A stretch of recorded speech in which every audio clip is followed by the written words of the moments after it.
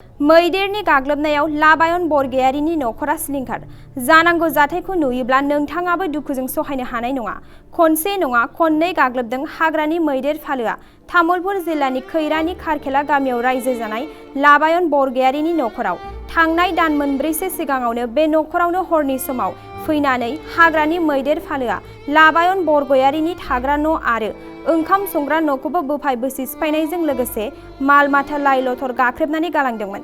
फिन दिनैबो थांनाय हरनि 11 रिंगासो समाव हाग्रानि मैदेर फालोआ फैनानै तामुलपुर जिल्लानि खैरानि खारखेला गामिनि लाबायन बरगयारिनि थाग्रा न' आरो ओंखाम संग्रा न'खौ बोफाय बोसि सिफायनानै माल माथा लाय लथरफोरखौ गाख्रेबनानै गालांनायजों लोगोसे जानो थाखाय थिनानै दोननाय 13 मन माइखौ जानानै लेथेर फेथेर खालामनानै गालाङो। थांनाय समाव बेबादि गेदेर जाथाय जादोंब्लाबो हाग्रा बिफान आरो सरकारनिफ्राय जेबो अनसुंथाइ मोनाखै होनना फोरमायदों। नाथाय दिनैबो बेबादि जाथाय जानायाव हाग्रा बिफान आरो बिटिआर सरकाराव थानाय एमएलए एमसिएलए एबा दैदेनगिरि बिथांमोना अनसुंथाइ होफैगोन ना होफैया लामा नायदों नखरनि सुबुंफोरा। खनसे नङा खननैयानो सिगांबो सिफायखांबाय बिदिनो माइबो जालांदों नै दिनैबो 12-11 मनसो दंमोन माइआ ओमफ्राय माइरंबो दंमोन दा बासन बुसन न'खौबो सिफायबाय आरो माइखौ जालाबाय। बिनि थाखायनो बिटिसि सरकारनिफ्राय जेनेबा फरेस्ट डिपार्टमेन्टनिफ्राय एसे अनसुंथाइ होजानो लुगैयो आरो। मा खहा जादों? दा खहायाथ' बिसना थिसना सिफायजोब्बाय आरो माइयाबो जाबाय माइरंबो जाबाय थोरसि लथा सियारबो बायजोब्बाय टेबोलबो बायजोब्बाय। न'खौ सिफायजोबदों? दा न'आथ' बायजोब्बायानो। बिनि थाखायनो एसे खैथासोआव जानाय जाथाया? 11ता जादोंना 11ता बाजिसोआव आरो लाइनबो गैयामोन आरो हरदों। माइफोरखौ जालांजोबदों? माइखौ जाजोबदों। लेथेर फेथेर खालामजोब्बाय नै दा हाजों दैजों एसे बेखौनो हुथुमगासिनो जों। न'आवबोथ' आरो खेथि बाथि गैया। मैदेरा मासेना फालोमोन? मैदेरा फालोमोन। दा थालिरबो बागान दं नालाय खाथियाव बेयावबो गाग्लिबाय आरो न'खौबो सिफायबाय। बेखिनियानो। सोर दंमोन न'खराव बे मैदेर? न'खराव दा जोंहानि आइ दङ बिखुनजो ओमफ्राय बिबोनां सासे ओमफ्राय नै बियो गेदेरफोर गामिनि बेबो उन्दुफैयोमोन आरो बैनाय सासे दङ बे केरेलायाव खामानि मावहैयो।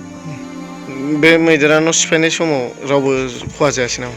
रावबो जेबो जायासै खारना गबाय। फरेस्ट डिपार्टमेन्टसिम मा बुङो? फरेस्ट डिपार्टमेन्टसिम आङो बेखौनो बुंनो सानदों जि खहा जादों बेखौ फैनांगौ अनसुंथाइ। दाथ' जेबो गैला नालाय बासन बुसनबो। मैदेर होबथानायनि राहा खालामनांगौ। मैदेर होबथानायनि राहा खालामनांगौ। मैदेर होबथानायनिबो एसे बेबस्था लानांगौ आरो। ভাঙি লন্ড বন্ধ মার চুৰমাৰ কৰলাক কলা বাগান চব ধ্বংস কৰলাক। যোৱা বছৰো তেনেকৈ কৰিছে এই বছৰো তেনেকৈ কৰিছে। গতিকে দয়ালু মহোদয় বন বিভাগৰ দয়ালু মহোদয় কিবা প্ৰেজেণ্ট কিবা দিব নেকি বুলি আশা এই গৰীব এটা মানুহৰ কাৰণে। মানুহবিলাক একো ক্ষতি হোৱা নাই? মানুহবিলাক ক্ষতি হোৱা নাই। বস্তুৰ চব ধান চাউল চব খাইছে। ক'ব পাৰিব নেকি কিমান? গম নাই দে। 11টা ৰাতিৰ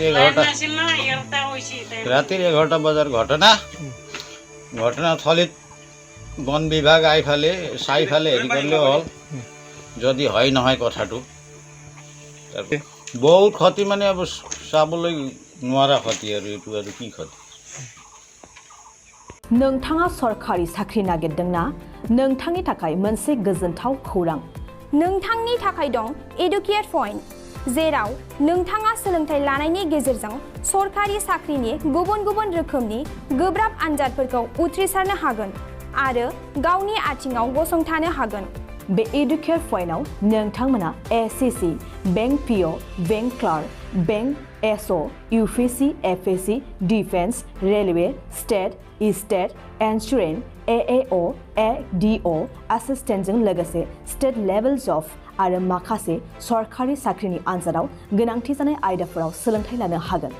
मख'नो गोनांदि बे सोलोंसालियाव साख्रिनिल' नङा, बेयाव एमबिए आरो सैनिक स्कुल बायदियाव एडमिशननि थाखाय एन्ट्रेन्स होनो थाखायबो सोलोंथाइ लानो हागोन।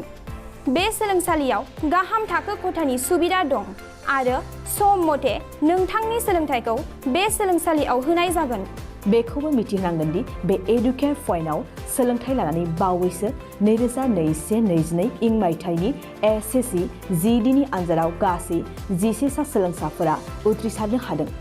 बारा नङा गासै 15,000 रांजोंनो नोंथाङा बे सोलोंसालियाव 6 दानसिम सोलोंथाइखौ लानो हागोन। बे सोलोंसालिया क'क्राझार, बरपेटा रड, गवालपारा आरो बङाइगावआवबो दं।